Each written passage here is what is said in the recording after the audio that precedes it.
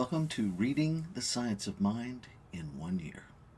I'm Reverend Rafe Ellis, Senior Minister and Spiritual Leader of Center for Spiritual Living Common Ground in Central Maryland. Today is March 13th. And what we do here is we read the selection from there's a chart in some of the Science of Mind text, and honestly, I'm not sure which ones. I know it's not in all of them, and maybe I'll do some research so I can give you that information. But Reverend Dr. Edward Viljoen figured out this schedule where we kind of ping pong all around the book, but it pulls together the ideas in a really beautiful, coherent thread. And what we do is we listen to the reading for today and then share whatever comes alive in us as we hear it today. They're not prepared talks.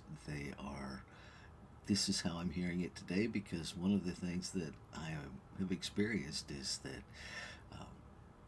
every time I read this material, I see something slightly different. I know something a little bit more, however we want to phrase that. So that's what we're about. I appreciate you joining us whenever you join us. Thank you for being here, and I hope you are blessed by this experience. If you do have questions, you are welcome to put them in whatever chat function that you're using. Same thing with just general comments and insights that you have, because those are always welcome. We learn together. And when I have time, I go back and look to see if there's anything there that is asking for a response, and I'm happy to do that. So right now, let's take a listen to our selection of the day. Here we go. March 13th, Science of Mind, A Philosophy of Faith, A Way of Life by Ernest Holmes. Reading from page 437, paragraph 5, through page 439, paragraph 1, using inclusive language. Jesus forgives a man and heals him. Matthew chapter 9, verses 5 and 6. Now some of the scribes who heard Jesus tell the sick man that his sins were forgiven said he blasphemed God in attempting to forgive sins. But Jesus, reading their thoughts and knowing what was in their minds, asked them if it were easier to forgive or to heal. For whether is easier to say, "Thy sins be forgiven thee," or to say, "Arise and walk"? In order to prove his position, he healed the man, saying, "Arise, take up thy bed, and go unto thine house." This incident has to do with a great psychological law. If we labor under a great burden of past mistakes, we devitalize our body, and if the condemnation is great enough, it might render the body incapable of moving. Jesus, seeing that the sick man was laboring under a load of condemnation, told him that his sins were forgiven. This removed the weight from the man's consciousness, making it possible for him to receive the healing word. Would Jesus have forgiven the man if he had thought that God held anything against him? Certainly not. He knew that the eternal heart is one of love, and that the divine forgives from the foundation of the universe. Indeed, he knew that the divine mind is too pure to behold evil, and knows nothing about sin. God knows no evil. Why should it disturb any of us to be told that the divine knows nothing of our sin, nothing of our want, nothing of our lack of any kind? The tragedy would be if it did know. If it knew sin, it would be a sinner. For what the infinite mind knows must be. Sin or mistakes are outside the province of reality. Jesus knew this. He also knew that while people labor under the sense of condemnation, the burden of their thought weighs them to the dust. Being able to read thought, he knew just what step to take in relieving the burden of this man's mind before telling him to rise and walk. We should do well to remember this lesson. How often we condemn when we should forgive? How often censor when we might praise? What untold grief of heart might be relieved by words of cheer and forgiveness? Especially should this lesson be remembered in the training of children, where they so readily respond to the thought of others. Remembering that the Spirit holds no evil toward us and that it is love, we should emulate this divine lesson and forgive all, that our hearts may be free from the burden of our own condemnation.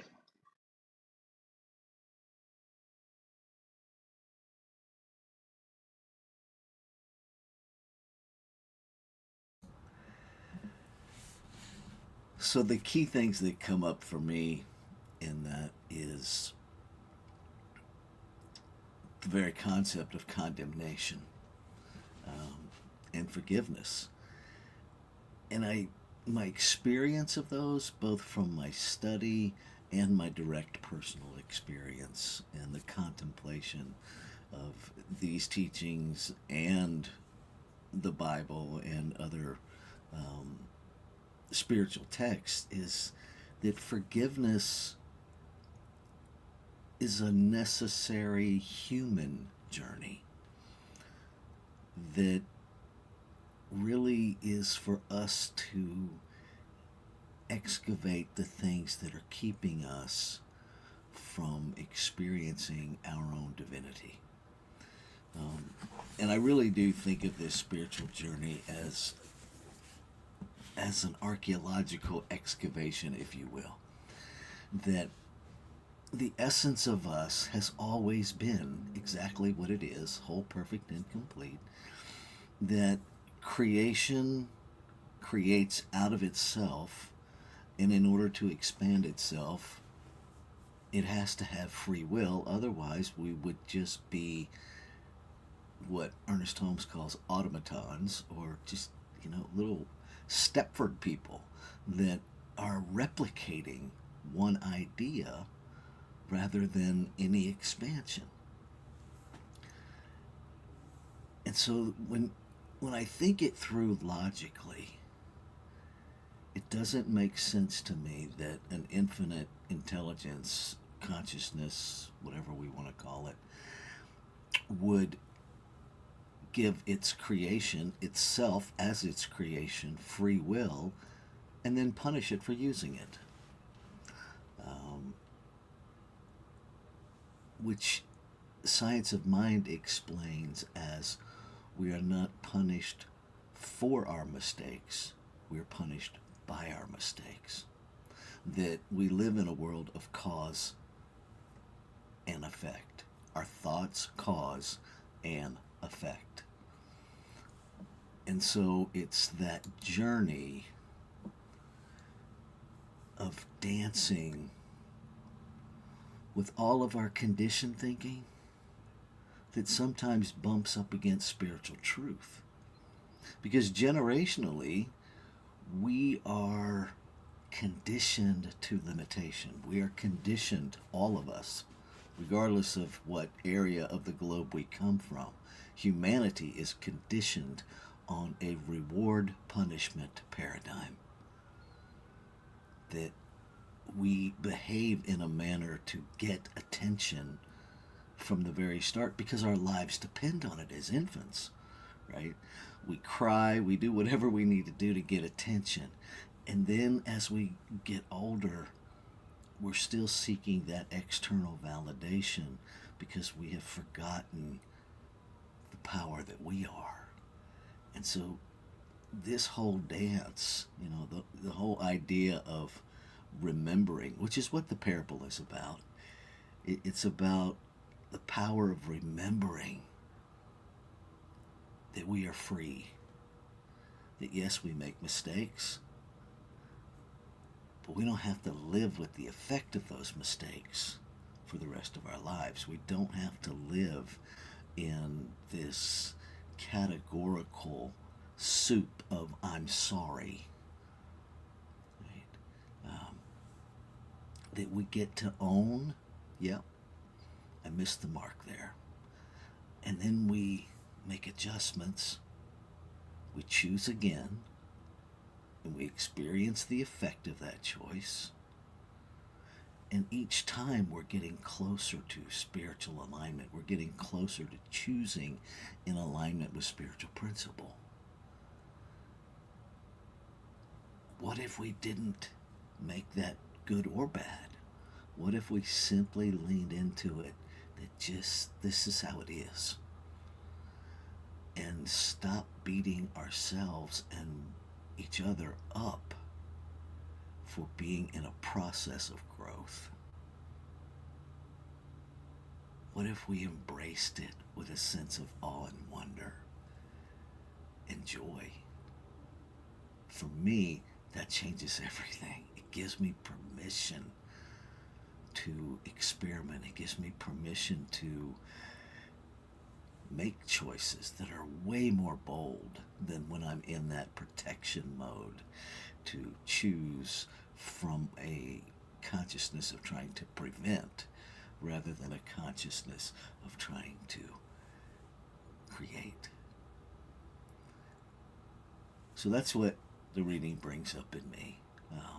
And what I know at the core of my being, beloveds, is that the essence of us is whole, perfect, and complete. It just is. And that doesn't mean that that always translates to our behavior.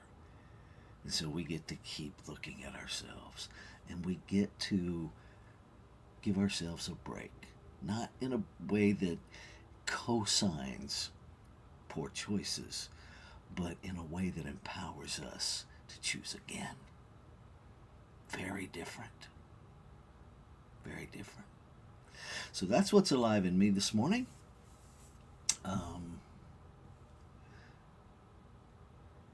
Good to see you, Jib. Yes, I'm having a fabulous day so far. Woke up on the green side of grass. It's a good day.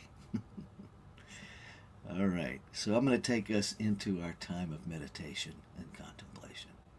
And this is simply 5 minutes of practicing being present with what is. I invite you to avoid trying to make something happen and to avoid trying to prevent something from happening, but just practice being present with whatever happens for the next 5 minutes. And then I will close us out with a spiritual mind treatment, also known as an affirmative prayer. Here we go.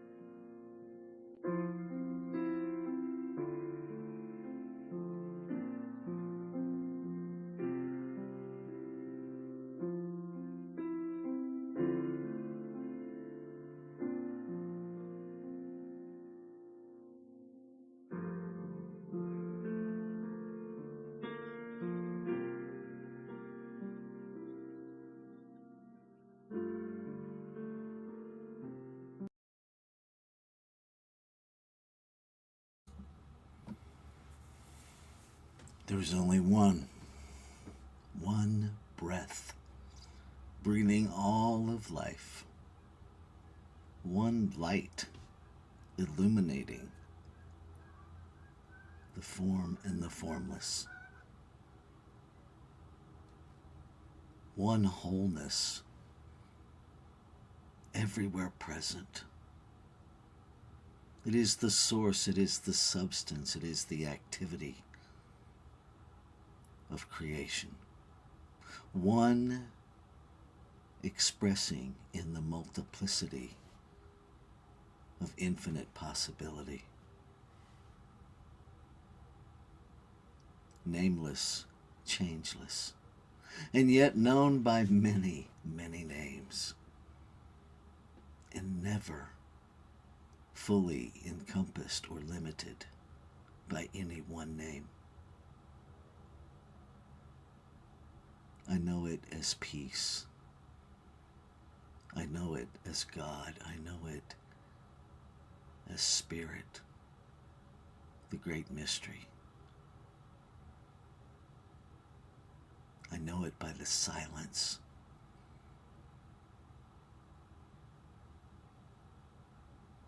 And I know it by experiencing it expressing itself as me, as everything in this physical realm, as everyone in this physical realm. The divine, the great mystery interacting with itself, in relationship with itself, animating itself in form to expand and experience itself, to express that infinite possibility. And so I know, being made out of it, by it, to be it, to express it, I am a portal of it. That the creative thought that is acted on by law, that world of cause and effect, the process that is creation, lives, moves, and has its being in, through, and as me. As a portal of it, I recognize that all thought moves consciousness, moves the substance of creation into action. And that mechanical operation of doing within the creation process that we call law acts upon whatever is thought, whatever is moved into it, and simply makes it so. Knowing nothing of judgment, it simply says yes. And so I recognize in that process there can be no guilt, shame, or blame in an infinite yes. And I'm grateful for that activity of that mechanical doing within the creation process, that activity of law. I am grateful for its perfect mirroring back to me. What is operating in my thoughts, in my beliefs, how I am moving consciousness into activation, into form, so that I can choose and choose again. Free from any guilt, shame, and blame, I simply open myself to that continued awareness and celebration. Ah, thank you. And then recognizing the degree to which I'm in alignment, and shifting and shifting and shifting again. Each time choosing more in alignment with the truth of being. And I am grateful for this journey. Grateful for everyone sharing this journey. Just grateful. And so knowing that the word spoken is the word fulfilled. Knowing that I have anchored this reminder for this day, I release. I release all resistance. I release all static. I release every conditioned human thought and habit that would prevent my whole, complete experience of this word made manifest in my day. I let it all go and step into the divine yes to be and experience the infinite everywhere I look, everywhere I go, in every breath I breathe. And so it is. Namaste.